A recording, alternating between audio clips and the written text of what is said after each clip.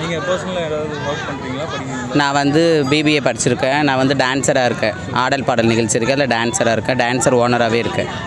என்னோடய பேர் வேதிகா. நான் சிவகங்கை மாவட்டம் காரைக்குடியிலேருந்து வரோம். நான் இதோட 5 வருஷம் வந்திருக்கேன். ரொம்ப சந்தோஷமாக இருக்குது, மகிழ்ச்சியாக இருக்குது.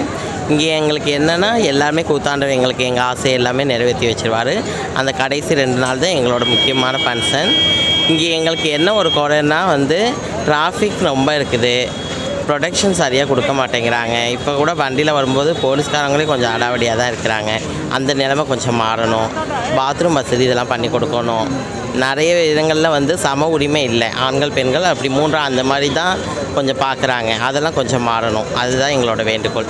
அதை வந்து அடுத்த வருஷம் இன்னும் நல்லா பண்ணி கொடுத்தாங்கன்னா நல்லாயிருக்கும். இப்போ வந்துட்டு நாங்கள் கார்லேயே வந்துட்டு காரில் தான் வந்திருக்கோம். போய்ட்டு ரூமில் இருந்துட்டு நாளைக்கு தேருக்கு வருவோம்.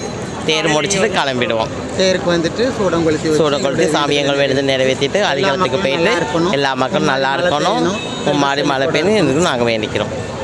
வணக்கம். நாங்கள் சிவகங்கை மாவட்டத்திலேருந்து வந்திருக்கிறோம். வருஷந்தோறும் இந்த கூத்தாண்டவர் கோயிலுக்கு நாங்கள் வந்து அவருக்கு நேர்த்திக்கடன் செலுத்த வேண்டியது எங்கள் எல்லாருடைய கடமையாக இருக்குது.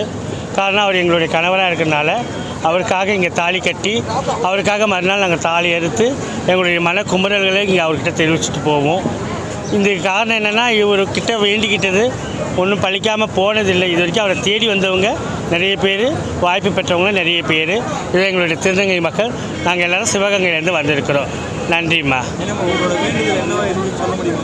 நாங்கள் வேண்டுதல் எப்படின்னு சொன்னால், குடும்பங்கள் நிறைய விஷயங்கள் இருக்குது, அதை ஒன்றும் பட்டியலிட முடியல.